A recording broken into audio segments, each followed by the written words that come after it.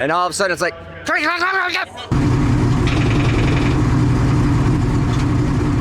and it stopped, and I go, what the heck? And I click, click, click, click, click, and what the heck? Hey babe, can you take the valve covers off? Clever. All right, wide open throttle. Now we let off throttle. Open. Wide open throttle. Closed. More about this later. And it was all over the freaking track. I mean, it was like, oh, everybody wants to have this really smooth, clean profile. You know, no screws sticking out. You know, I could give a flaming crap less. And it's all about smashing the loud pedal.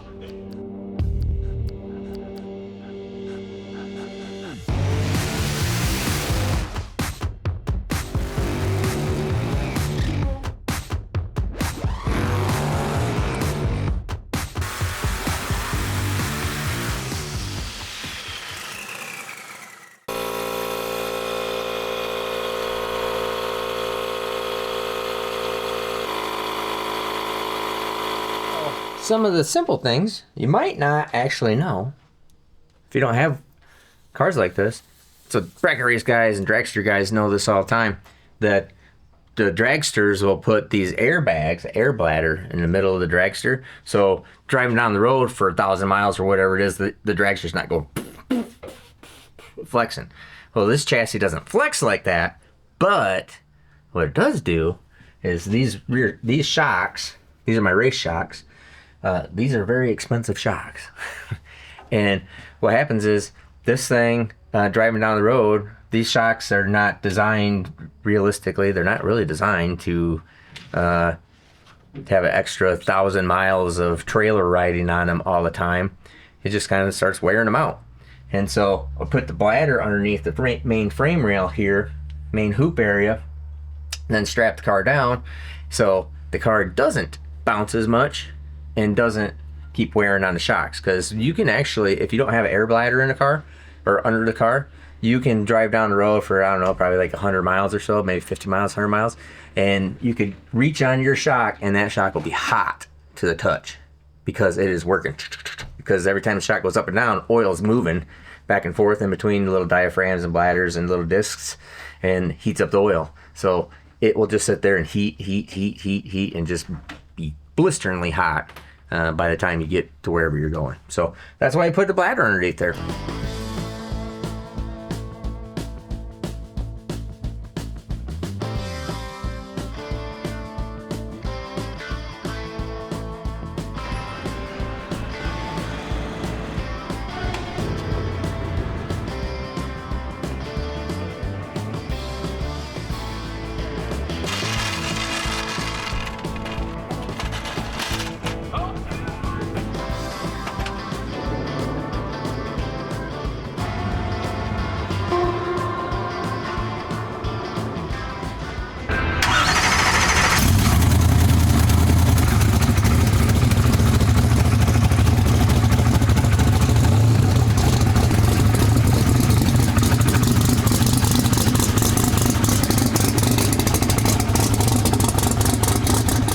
Alrighty, so we're up here in line for first test hit. So Kyle's gonna be testing his, one of the first good tests, hopefully.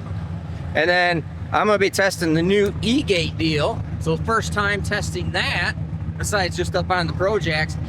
Common question that was asked. I thought you could not put cars on the two-step, on the trans brake in the air. No, you can't let go of the button when the car's in the air, which is you can't use the bump function. Because when you bump in the air, that's bad because it makes the wheels turn. As long as you never let go of the button, it's no big deal. So anyways, we're gonna be going up there.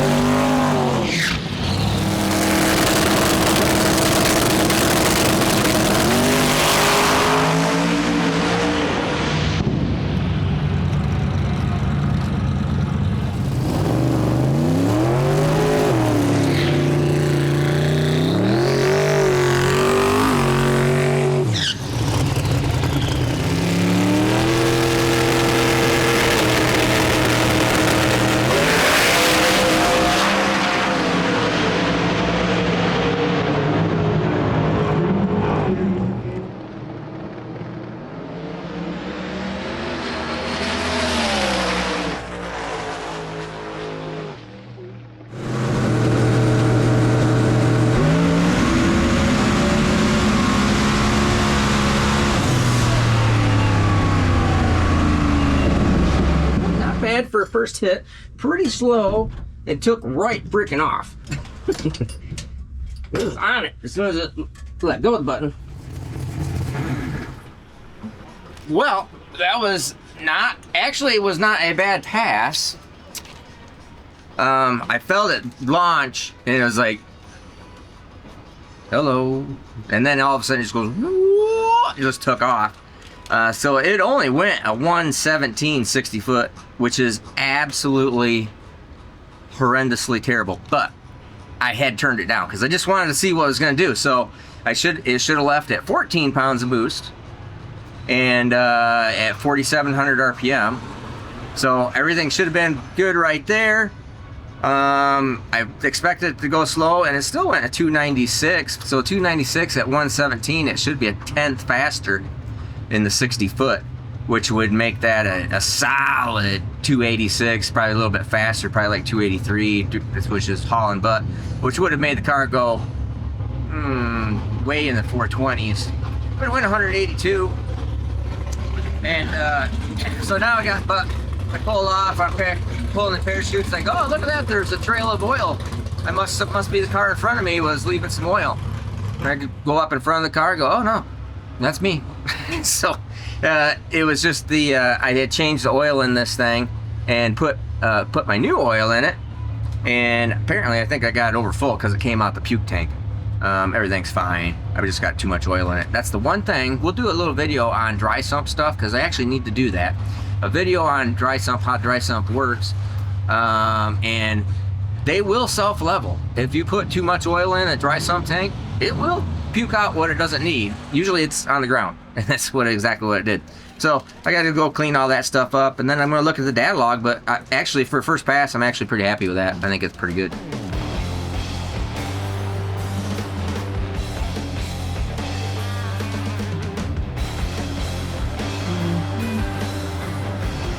Freaking everywhere.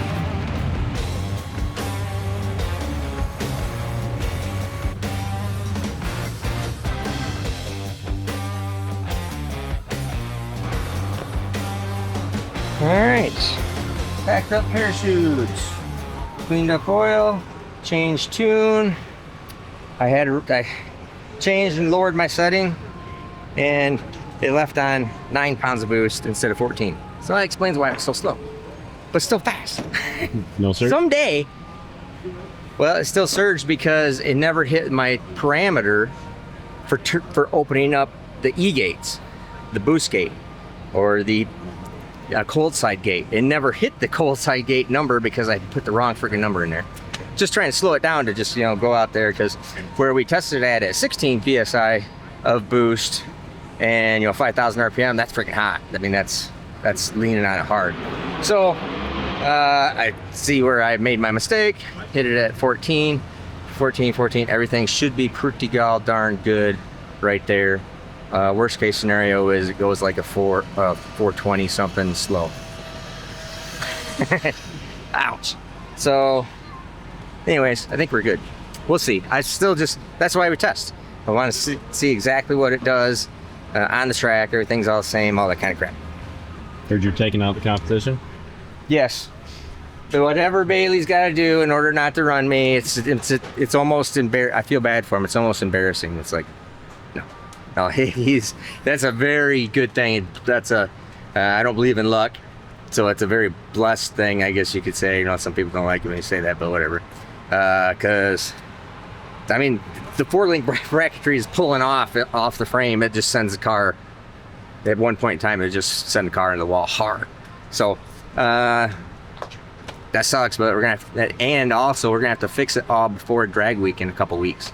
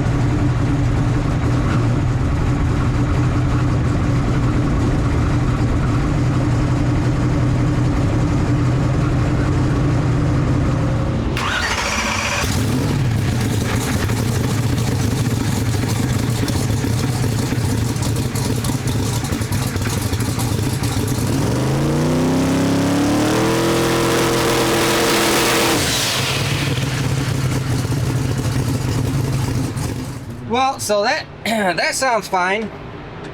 I'll go in and look at the data logger. So what happened was, to go up there, it was just kind of a cluster. So we're in a rush. My wife's not here yet, so it just was all discombobulated and didn't have, you know, when you don't have the help there that you're used to, and Kyle's busy, and so I mean everything is just discombobulated. So I get up there, they start me in the burnout, and it starts fine, and then one guy's telling me to stop, the starter. The other guy's telling me to go, the burnout guy. And I think what happened was I started the burnout, it started smoking. You can see it in the video.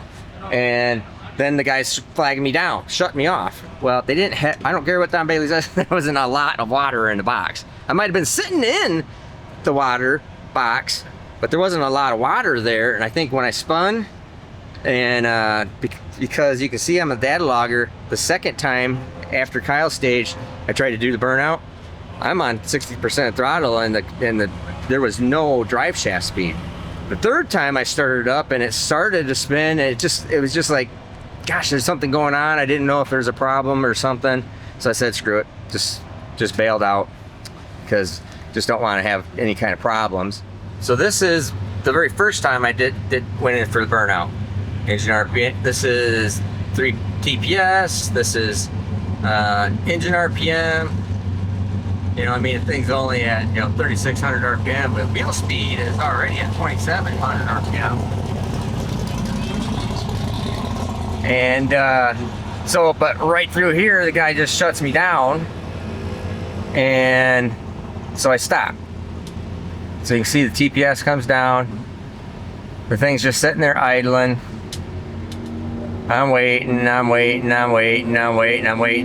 And he tells me, then they say to go again. And if you look here, drive shaft speed, 0, 0, 0. TPS, I kind of rolled into it hard. Engine RPM comes up to 3,400, 0. I come into it again hard, like a bunch of throttle, and engine RPM comes up, still 0 on drive shaft speed. So it's like, okay, I'll give this one more whirl. I'll just try this again, see what the heck is going on. So I come over here. Now this one, wheel speed does come up. Engine speed just didn't ever come up. And I thought, well, maybe something is wrong. Something's going on. So this is first one, second one, third one. So now, I mean, we're in the burnout box, in the exact same spot in the burnout box for 14 seconds. Never moved. Okay. So it's in the exact same spot. I think I just didn't have enough water to just get it wicked up to make it sound normal to me. So when it doesn't sound normal, I just bailed out. Like a couple thousand RPM with a tight converter like what these things are, if it doesn't have a bunch of wheel speed instantly, it doesn't matter if it makes 4,500 horsepower or not, because it has to build RPM, it has to build boost before it makes any power. So I'll do a little check over on it. I'll look at this data log. I think everything looks fine. So is what it is. Live another day, so we'll come at it tomorrow, but that's why we test, so we can figure stuff out.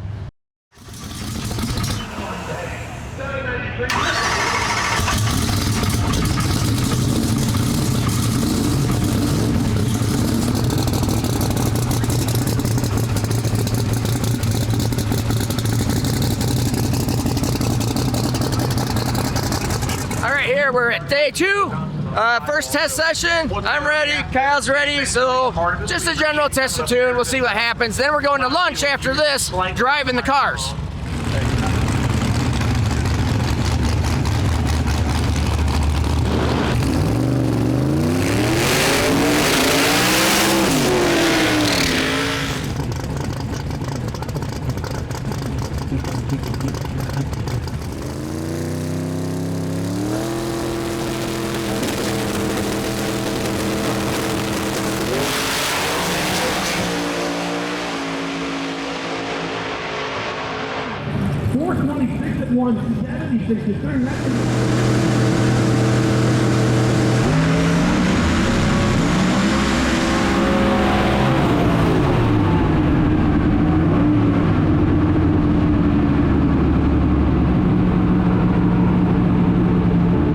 Well, anyways, that was a pretty good pass. I pedaled it too. So it spun, it was shaking out of the groove, and still went 426, which is close to a PB.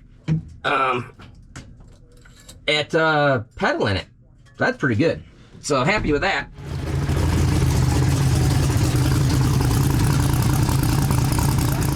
Well, oh yeah, it went 109. Went 109, only went 289 because I lifted. Do you get scared? It was shaking. No, it was shaking and I lifted. It still went a 426 at only 176, but went to 109, 289. Can't complain about that. What is that? Our 69 personal light. best 60 foot? Huh? Is that our PB 60 foot? What? Is that our personal best 60 foot? No. Well, I mean, it is because I think what we were 109.5. 109.5, right? So that's a Yeah. personal best 60. Yeah, personal best 60, and it might even be the personal best 8th because I don't remember what to go. I know you went 429 at import versus domestic. Right. But like I said, that was lifting. We'll take a look at that log and see him lifting. Alrighty, so here is a really, really ugly pass for, I think, which is my PB at 426. So you can see right here, this is my two-step. Now the two-step boost, absolutely perfectly flat. That is the red line right here, the dark red line. Perfectly flat. It made 15.2 PSI boost. It's actually a pound higher than I wanted to.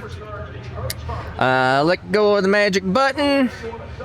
And this thing took off like freaking crazy, going 109 flat, which is awesome. And then you can see, start chicken footing it right through here. Only got 82% throttle. And then right here is where I just had to lift because it is on a freaking mission. So I lifted right here at 1.7 or so. And then 40% throttle. All the way out here is only 62% throttle. And actually completely lifted at 4.0 right here, 4.01, and went 426, 176. So I'm just gonna, now also you can see right here, now I did have a little bit of program in it. These lines right here, these green lines, these dark green lines right here are the cold gate positions. You can see right here, it comes up, it starts maintaining at 38, 40% position, 41% position to maintain that boost perfectly. And then as soon as I let go of the button, I have a little bit of a program in it, so it jumped down a little bit and then open back up, and you can actually see that referenced in the boost curve right there. There actually is a little dip right there where it opened back up. So interesting right there. And then it's fully closed at about 9, almost at the 60 foot. It's perfectly closed, and then it's continuing to build boost. I lift right there at 1.5-ish or so. It makes a gear change right in this area here, and actually still only finished out in the second gear. So I think that is pretty freaking cool. I think we are super good. I got a little question about my transmission. It acts a little funny in first gear, but I did that yesterday too. We're just gonna be looking at it. All right, I think everything's good.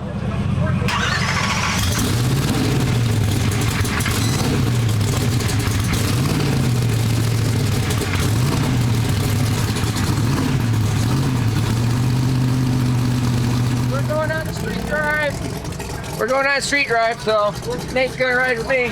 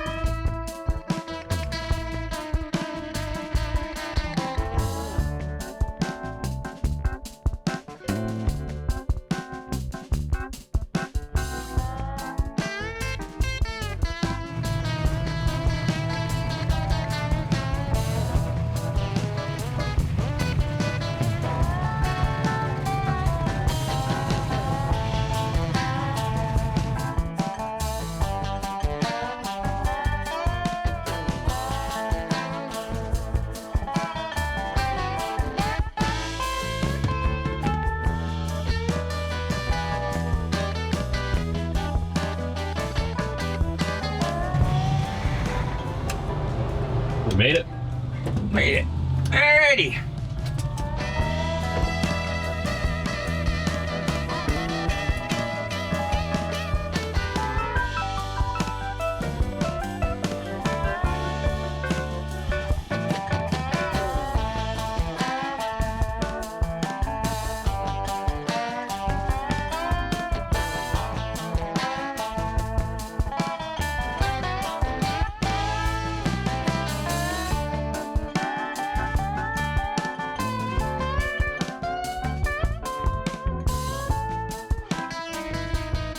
And we're back.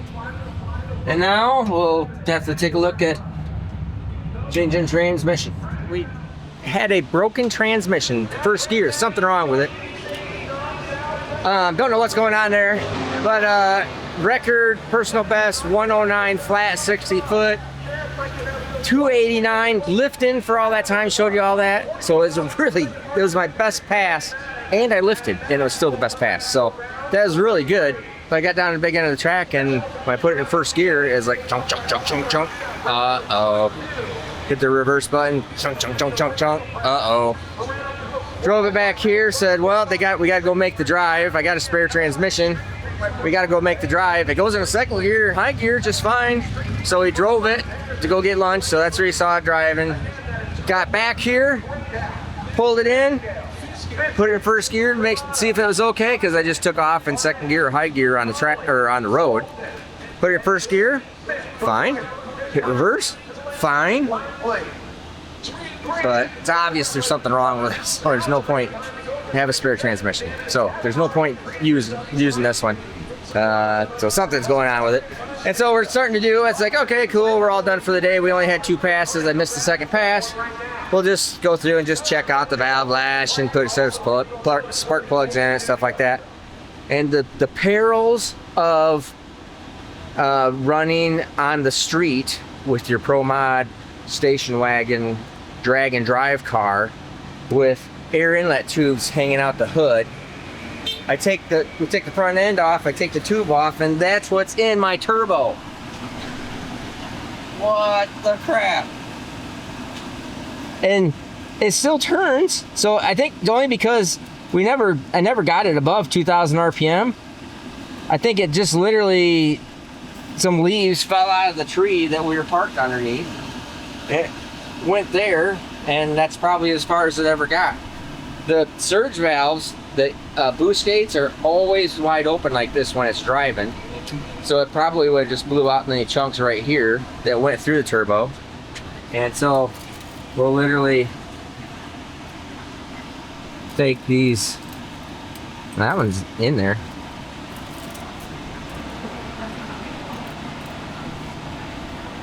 These chunks out. One right there. The blades look fine. I mean, it's just a couple leaves, but just some stupid little stuff that can happen. Yeah, it's not full of crap or hurt, so I think it's just a fluke deal. Although there's quite a few. It was more than one leaf. Lesson. Bring your balls. Bring more than 2 all the time. Right? You always gotta bring 4. All right. Yes. As my lovely wife says, bring your other balls. Bring your balls. Yeah, I should have just plugged the holes. Lesson learned, because now I'm honestly thinking there's more than like a leaf that fell off a tree. I wonder if somebody was messing with it.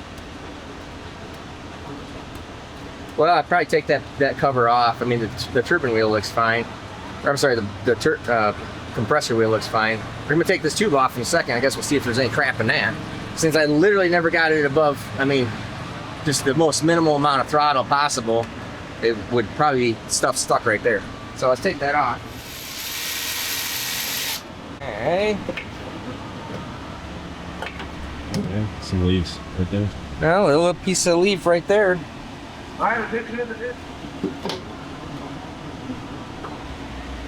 Hey, babe, can you take the valve covers off? Ha ha ha ha ha. Clever. Actually, Nate thought of it.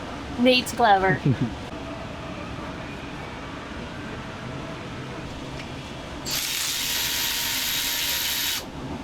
Yeah.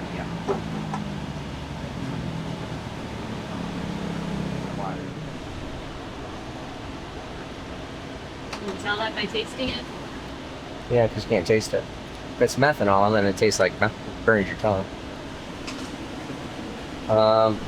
Pretty common. This is our brand new oil. Coming up, you're gonna hear a whole lot about that. It's cool. But this is water because all I've had on is a few passes, setting, running, testing on two-step, doing stuff like that. So it gets really contaminated with methanol / water, or with water. So it draws a lot of that stuff in. And just looking over valve spring, stuff like that. Everything looks pretty goddamn good right there. But that's pretty common. It just so much condensation, and then the drive wasn't long enough to get hot to burn any of that off the oil. Is that right?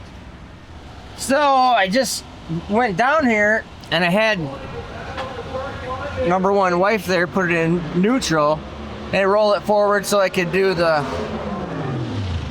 so I could spin it over, get the U-joint out.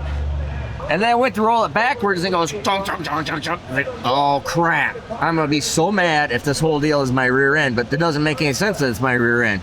So I get the drive shaft out and we'll move up a couple of spots.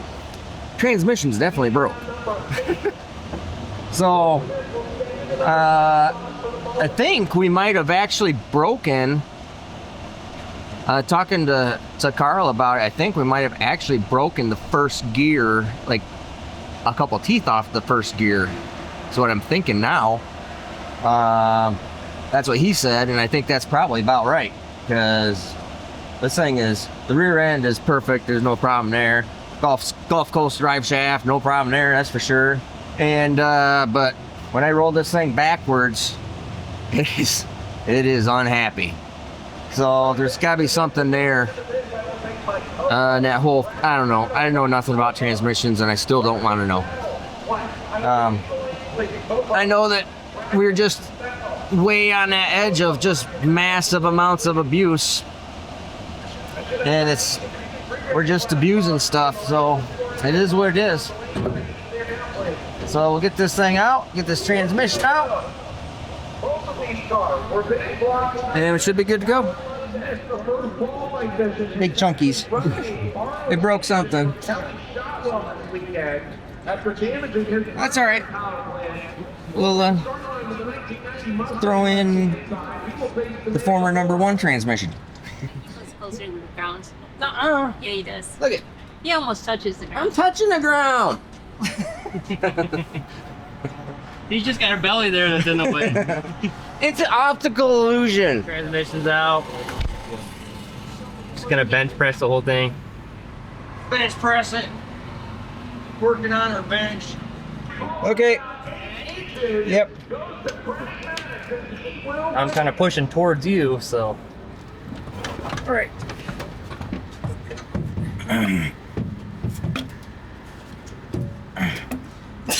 I got it on me. It's just right on his stomach. Yeah, I'm just holding it now. Now it's on my arm.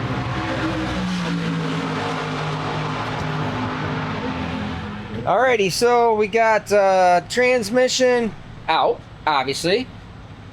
Joe just showed up with the spare transmission, so we're gonna throw that in there right now.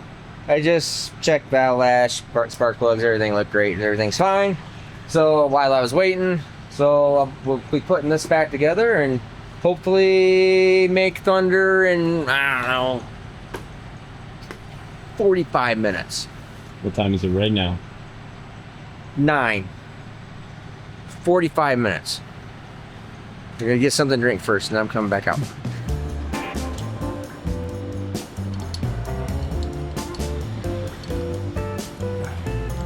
Fitting. What fitting did you take out over here? It's a. Oh, yeah.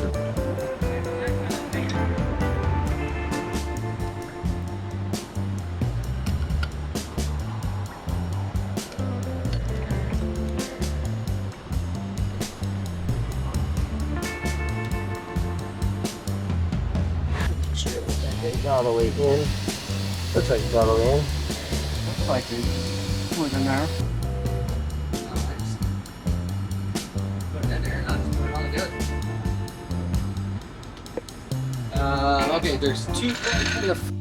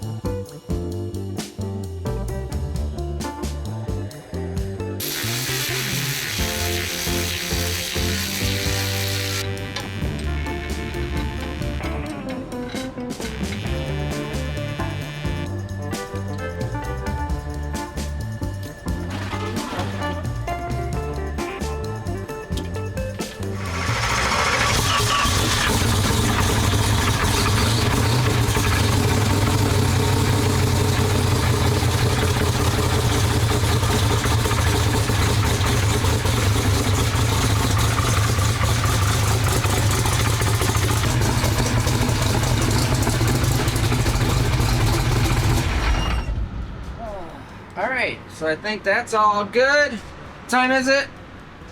10:17.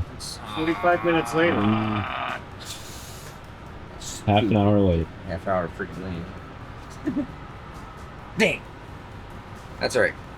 Technically, we had the transmission in pretty quick. It was just hooking up all this nice bull crap. It was within 10 minutes.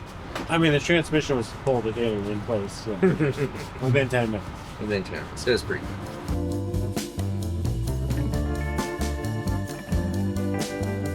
Alright, so we're here in the morning, bright and early, and getting ready to make a pass when they call us up, so we're going to get the car down on the ground.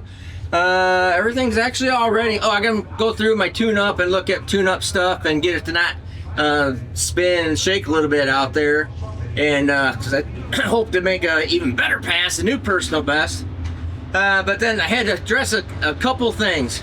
First thing is, I have determined what the difference is between bracket racers and heads up guys. So heads up guys stay up late at night, start their car up like us at 11 o'clock, 12 o'clock, 1 o'clock, 2 o'clock in the morning because they're working on their cars to get it all done, and then they want to sleep in till like 5 minutes before they get called up. Now that's your typical heads up guy. I have figured out that your typical bracket racer guy is like, they're all of a sudden at 7:30 in the morning, there's like the gun starter, you know, at a sprint or something, you know, at a foot race, and then all of a sudden it's hot laps.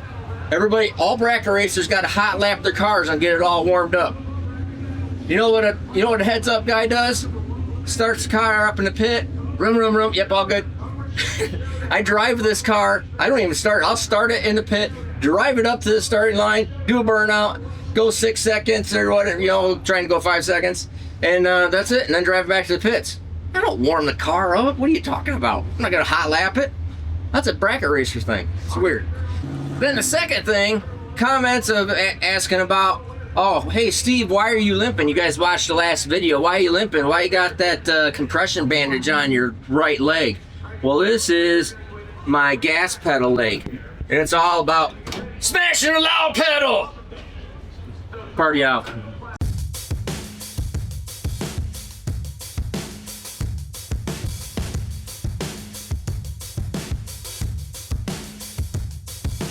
I wait for someone to save. I want to tell you something new. You drove us both into a wall. I drive away. Alrighty, so just going over tune stuff here, because now this transmission, the spare transmission, is actually different first gear ratio. So I'm going to have to back this out just a little bit. And this is actually the first time I got to look at the data log really closely, because I'm going to work on tune for this pass. So comments are, you know, because you guys will watch the videos, go, hey, your 102 is not working. Yeah, I know it is. I haven't figured out exactly what's going on. I replaced the 02, replaced nano, still a problem. So I don't do anything off of that 02, although it does randomly work. That's why I'm trying to figure it out. So it's probably got a little something wiring issue somewhere. Not a big deal, because I use the EGTs to monitor stuff. Which brings me up to the other side. Somebody says, hey, your number 2 EGT is low. You should look at that. I did look at it. It's just the EGT probe was actually was almost all the way out. So that's why that was that way. Okay. So here, if we look at this, now this green line here, the solid green line that's flashing right now, is my engine RPM. And this is my previous engine curve, the little red dots. So it is driving right through my traction control here, and it was trying to take timing out, which we will see right here. Let me change this color. There we go. You can see that. And right here, this area, you can see the traction control. Let me get that different color. There we go. And engine RPM. They're brighter green. There you go. That's easier to see. Bright green goes right through there. Right where it goes through there, it is also knocking a whole bunch of timing out. So it goes past my scale. It does exactly what it's supposed to, and it's trying to slow it down. It was just too hot right through there. Hot as in too much power right through there. So what I'm going to do is I'm going to have to take a little bit of power out of it, just because my gear ratio is now different. It has a higher gear ratio. This is a 210 versus a 195 first gear. So I effectively have more gear ratio in it now, so I'm going to have to slow it down just a little bit more. So I'm going to have my timing curve, which is right here. This is my launch-based timing curve. And I was already taking timing out of it right in this whole area where the engine RPM gets crazy, where it goes through the traction control, where it was not quite hitting. It just, also even started hitting, and that's how I know it's off, because down here in my drive shaft speed, right here, it started hitting my traction control line. And then right here, boom, that's where I pedal, slows down, and it comes back in and it takes off. And actually, I need to correct that because it still hit the traction control out there. So we're really significantly better right now. So I'm super happy with that. So I'll slow this down just a little bit. I want to make a nice clean pass, and then we can sneak back up on it. And so I'll take some more timing out right here. And here it is just as easy as, there, took timing out, done. That's it. So I mean, I'll do a little bit more than that, obviously. But I need to slow this down probably just a little bit. Okay. There we go. And definitely out here because this is pretty hot. Whoop. And actually, I think I might. This is the area right here when it just gets up into it. It's getting a little angry. So I'm going to take that down just another degree or two. And because we're still learning on this whole entire setup, they finally got the turbos to launch at the proper boost level, because our boost was right here. There you go. You can see there you go. The blue line is boost. So perfectly flat up here, left on boost it was supposed to. Whoa, takes off. Right through here, and it is on it. I mean, it is getting aggressive. So right here at 1:0, right about there is our 60-foot mark, and right there is where it starts taking some timing out of it. Trying to maintain wheel speed and engine speed, because it's down on the traction control here. All at that same time.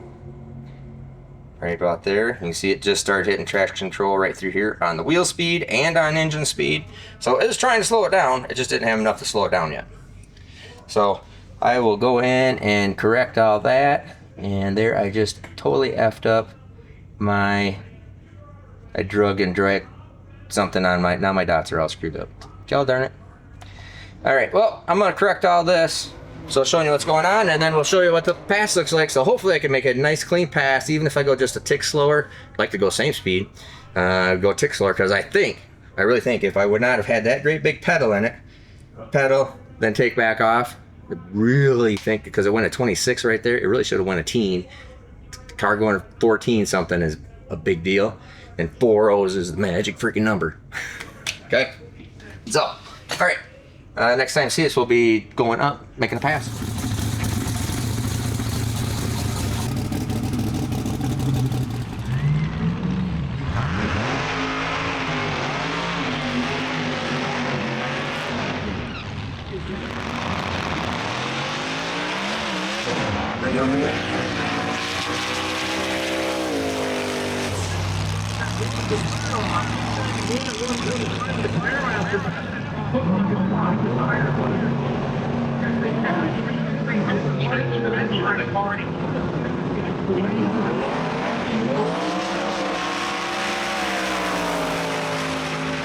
So you go 514 at 150 with the shootout.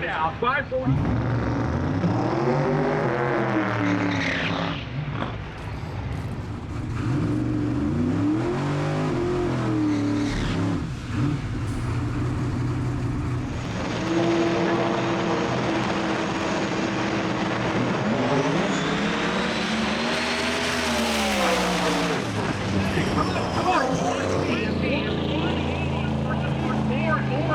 With a 180 foot. The boost.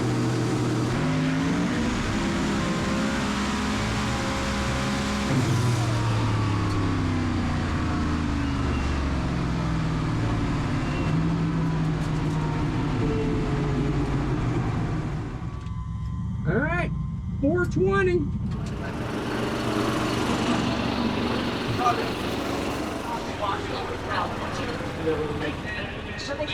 Anyways, that was awesome because I think it shut the boost controller off at the end of the or at the end because it defaulted my all I saw on my screen was it defaulted the boost gates, which means something happened, and then when I went to start it, it no longer starts again, so no starter button, nothing, which means it's got a little electrical problem like what we had on Drop the Hammer. So something probably shut off. So download the data like that 108 mofo. That's bad. 284. And it was all over the freaking track. I mean, it was like, woo. Looks like you went right left and then. Oh yeah. I think it actually slowed down. I think something did happen in my boost control at the end of the track. And it dumped off boost because it went 108. 059 light was not too bad. 108. Or what's that? Yeah. Yeah, 108. 8. So a little faster than yesterday. 284 and 420. Yeah, but only a 181. So I think it really did. I think it shut something off. We'll look at it here real quick.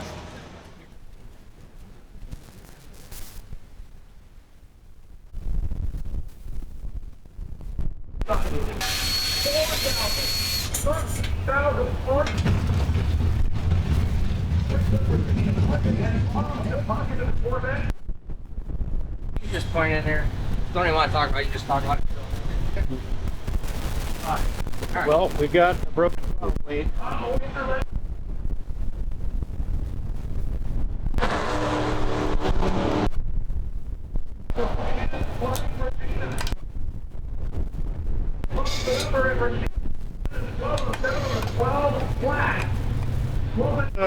Starter wire just popped off.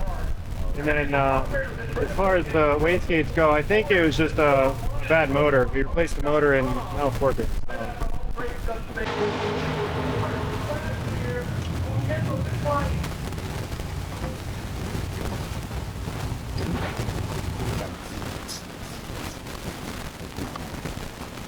Taking all my spark plugs out to see what cylinder 8 the screw. I would assume that's on the side, but it could be on any side. It doesn't take out all the spark plugs and screw it up that.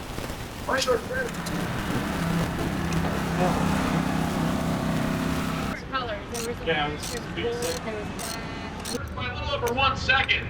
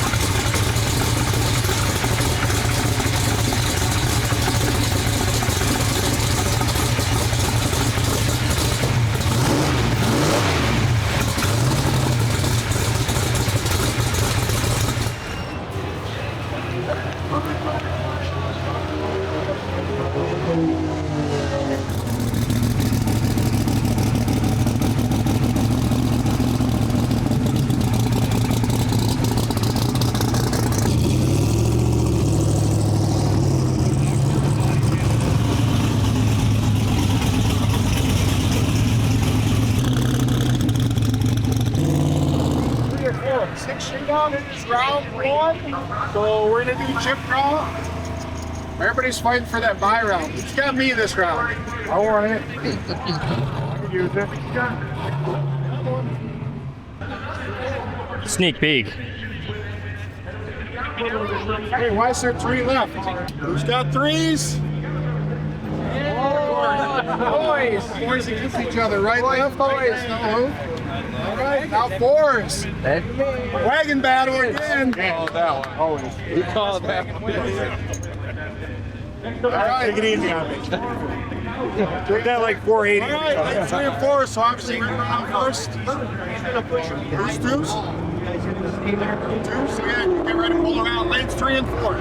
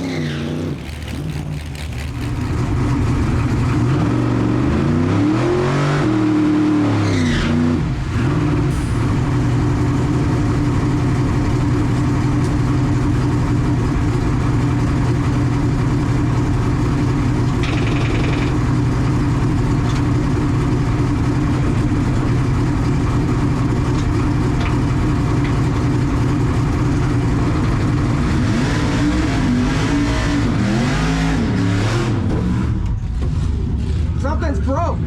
Can't go. Something's broke here. I just heard it rattle like crazy.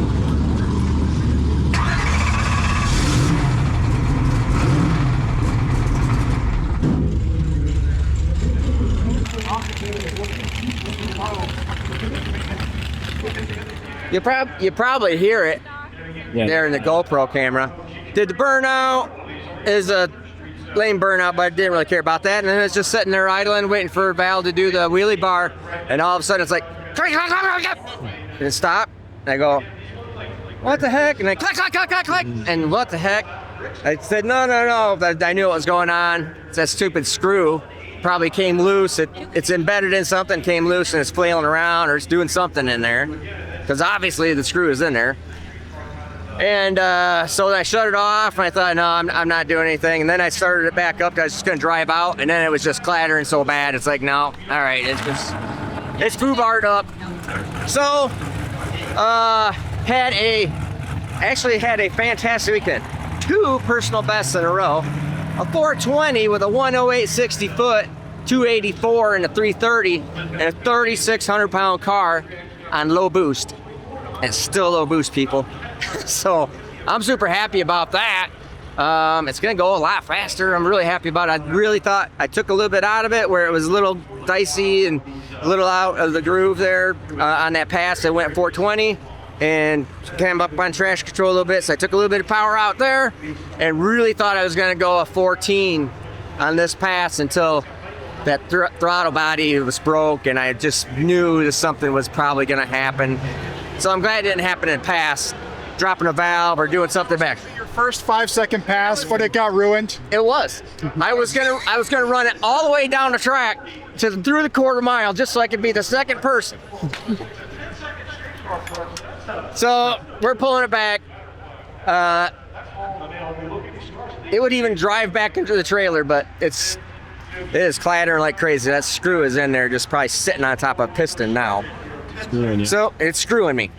So it is what it is. Load up. Kyle had a great pass. Looked like Aiden must have treated him. They were side by side. It was a 23 to a 24. I know.